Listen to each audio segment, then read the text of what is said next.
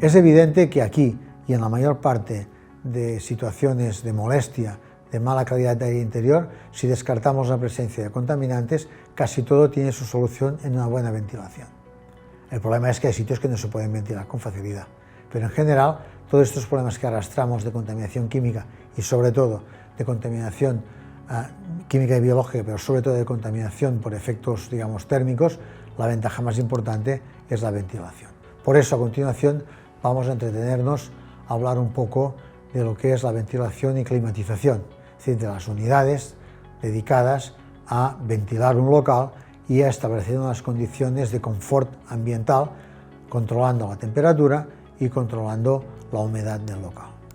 Bien, pues la ventilación y la climatización, empleando la ventilación, son, digamos, dos herramientas fundamentales en la buena gestión de la calidad de aire interior.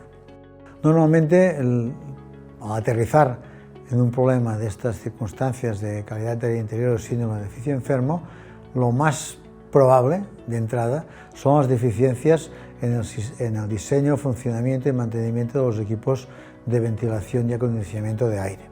Normalmente lo que ocurre en estos casos es que estos equipos se colocan al principio de la construcción del edificio, porque ocupan mucho sitio, y ya no se tocan. Entonces el edificio, por un lado, puede ser distribuido de una manera distinta a como le han dicho al constructor instalador que van a repartirlo, y por otro lado, claro, estamos hablando de unos sistemas dinámicos, con unos ventiladores, unos filtros, etcétera, que esto tiene un consumo determinado y que se pueden estropear. Por eso, digamos, la primera causa que pensamos siempre cuando abordamos un problema de esto es, digamos, problemas en la ventilación y o la climatización del edificio. Pero por otro lado, no hemos de perder de vista que una buena ventilación y una buena climatización son factores muy importantes ahora precisamente de tener una buena calidad de aire interior. Con estos sistemas, evidentemente, se consiguen dos cosas. Mediante la ventilación se produce una reducción de contaminación mediante la dilución de los contaminantes generados en el lugar mediante aire nuevo que lo sustituye, y luego creamos un clima interior que sea confortable, con una cierta temperatura elevada en invierno, más que en el exterior, y con una cierta temperatura más baja que el exterior en verano, para que los ocupantes del edificio se consideren que están en buena situación. Aunque volveremos nuevamente a ello, este sería el esquema básico de un sistema de ventilación por tratamiento de aire. Hay una toma de aire exterior, hay un aire que se recircula, parte del aire que se recircula es eliminado al exterior y parte es reintroducido. Hay algunos casos concretos, como por ejemplo en quirófanos o salas limpias, en el cual, digamos, no se admite recirculación del aire. Si uno provoca recirculación del aire por un tema de ahorro energético, porque el aire lo hemos calentado o lo hemos enfriado y el que sacamos fuera aún tiene características de este tipo, pues esto, digamos, en ciertos casos no es practicable. Esto se hace evidentemente para ahorro energético. Este sería un esquema básico que comentaremos con más detalle más adelante. Hay filtros, temas del principal tratamiento del aire para eliminación de partículas presentes en él son los filtros. Hay distintos tipos de filtro, tamaño grueso, fino, submicrónico o los filtros para nanopartículas. En general el filtro tiene un rendimiento elevado, suele ser de 90, 95, 99%, digamos, del polvo existente queda retenido. Y lo que conviene, sobre todo, es que dispongamos de filtros suficientemente eficaces para eliminar no solo las partículas, digamos, medianas o grandes, sino todas las partículas existentes. Para tener una idea aproximada del tamaño de las partículas, en esta diapositiva hemos puesto ejemplos de tipos de polvo y digamos, rendimientos obtenidos por distintos sistemas de filtrado: decantadores, lavadores, ciclones, prefiltros, filtros finos, filtros de carbono activo, filtros absolutos, precipitación electrostática, etc., que son capaces, digamos, de eliminar distintos componentes del aire. Fíjense que cuando llegamos ya a nivel molecular, el único filtro, por llamar de alguna manera, son los absorbentes, principalmente el carbono activo, que son los capaces, digamos, de retener por absorción con D de Dinamarca aquellas moléculas de gases contaminantes. Los filtros pueden trabajar por tamizado, por inercia, por interceptación o por difusión. Son mecanismos de rendimiento de los filtros. No necesariamente, ni mucho menos, todos los filtros retienen porque las partículas no pueden pasar a través de sus poros. Si fuera así, el rendimiento sería muy malo, porque tendríamos que tener unos poros muy pequeños y tendríamos una gran pérdida de carga, sino que hay otros mecanismos para retener los contaminantes particulados en los filtros, que son los citados, digamos, en esta diapositiva.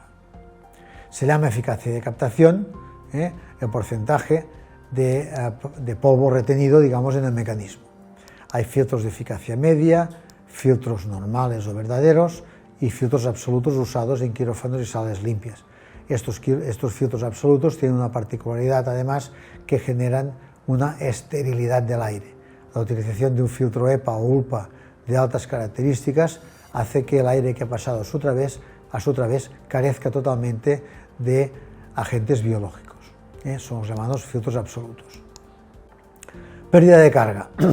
El sentido común nos dice que a medida que aumentamos la eficacia de un filtro, digamos, costará más hacer atravesar el aire a través de este filtro. Este parámetro es la llamada pérdida de carga, que también se vio en su momento al hablar de instalaciones de ventilación. Es la resistencia del filtro concretamente al paso de aire a su través. Y, igual que se hacía en ventilación general, se, digamos, mide o se identifica con milímetros de columna de agua o con pascales, que es la unidad de presión del sistema internacional, equivalente a newtons por metro cuadrado. Cuando aumenta la cantidad de polvo retenido en un filtro, tiene lugar la colmatación, es decir, que el filtro va aumentando cada vez su contenido en partículas, las cuales a su vez van aumentando la pérdida de carga, es decir, la dificultad de pasar el aire a su través. Muchos sistemas de este tipo se pueden controlar a base de medir la presión antes y después del filtro y viendo si esta presión varía, es decir, si este filtro genera un salto de presión o una pérdida de carga muy grande. Cuando ocurre esto respecto a un filtro recién instalado, significa que este filtro se ha colmatado, que se ha llenado de partículas que dificultan el paso del filtro a su través. La capacidad de retención que habíamos visto antes relacionada con la eficacia es la cantidad de polvo máxima que el filtro puede retener. Cuando se ultrapasa la capacidad de retención, el filtro está colmatado y realmente no funciona. Hay una serie de filtros clasificados según las normas establecidas, la UNE, que está contemplada en el ITE. El ITE, digamos, como veremos luego, es una regulación, se llama instalación térmicas en edificios, que la última versión, que es del año 98, ya contempla gran cantidad de situaciones de este tipo. Es decir, nos dice cómo hemos de ventilar los edificios para no tener problemas de malestar y ya no digamos de salud. Aquí hay un ejemplo de los distintos tipos de filtro y esta es otra vez, digamos, el ejemplo o el esquema de una unidad de tratamiento de aire. En ella hemos significado con estas circunferencias marcadas con una cruz vertical cuáles pueden ser los posibles focos de contaminación biológica. Fíjense ustedes que entra el aire, hay un regulador de paso, hay un pleno en el cual se mezcla el aire que ha entrado con el aire de recirculación, se pasa por una serie de filtros, el filtrado, una serie de filtros, luego hay la unidad de calefacción o refrigeración según la época del año, unas torres de refrigeración donde van a parar el aire en cuestión, hay un humidificador, un separador de gotas del humidificador que comentaremos luego y los ventiladores encargados de hacer circular el aire, compuestos por conductos, difusores, áreas de retorno, etc. Y finalmente hay una expulsión del aire. Fíjense que el aire expulsado es parte del aire recirculado solamente, es decir que, digamos, parte del aire recirculado es es parte del aire de retorno. El aire de retorno se divide en el aire que se recircula y el que es mandado al exterior. En la climatización se utilizan distintos tipos de humidificadores.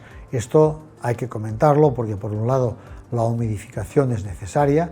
Estar en ambientes con un nivel de humedad inferior al 30% genera, digamos, sequedad en la boca y en los ojos.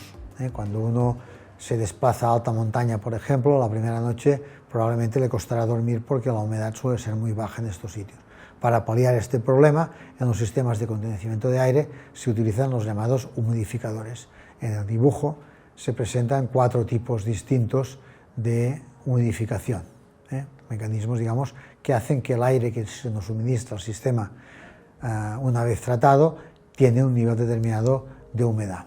Otro tema son las torres de refrigeración, que es donde, digamos, se refrigera este aire a base de unos sistemas también de tratamiento de aire y donde se pueden provocar también la generación de problemas de contaminación biológica. Las mayores epidemias que han aparecido últimamente de legionelosis en distintas ciudades no están causadas por el agua circulante por el edificio, las duchas, etcétera, sino que se han generado en las torres de refrigeración, con lo cual un problema característico de mala calidad de aire interior por presencia de microorganismos, sobre todo bacterias, ha pasado a aire exterior. Estas unidades, como manejan mucha cantidad de aire, mandan al ambiente, digamos, aire con presencia de gotas que contienen bacterias que pueden ser tóxicas o infecciosas. ¿Qué cosas pueden contribuir a una mala calidad de aire interior? Pues el diseño y funcionamiento puede favorecer la entrada de contaminantes del exterior, puede favorecer el aumento de la contaminación interior, puede favorecer la distribución o la dispersión de la contaminación en el interior del edificio, puede generar situaciones mal ventiladas. Como hemos dicho antes, la distribución de la ventilación tiene lugar al principio de la construcción del edificio. Entonces, según la compartimentación que usemos, nos hemos encontrado muchas veces con zonas que prácticamente no están ventiladas o están muy mal ventiladas porque no se ha tenido en cuenta, digamos, esta capacidad de ventilación. También puede ser debido al mantenimiento deficiente de las unidades de limpieza del aire, de las unidades de climatización, es decir, acumulación de partículas por filtros ineficaces, unidades de climatización con bandejas con drenaje de agua que pueden favorecer la contaminación biológica, las propias torres de refrigeración que acabamos de comentar y los humidificadores que acabamos de comentar. También el material poroso instalado como aislante puede absorber contaminantes químicos y sobre todo biológicos y luego, digamos, generar, digamos, contaminación por parte de estos contaminantes cuando pasan del material donde están absorbidos al aire.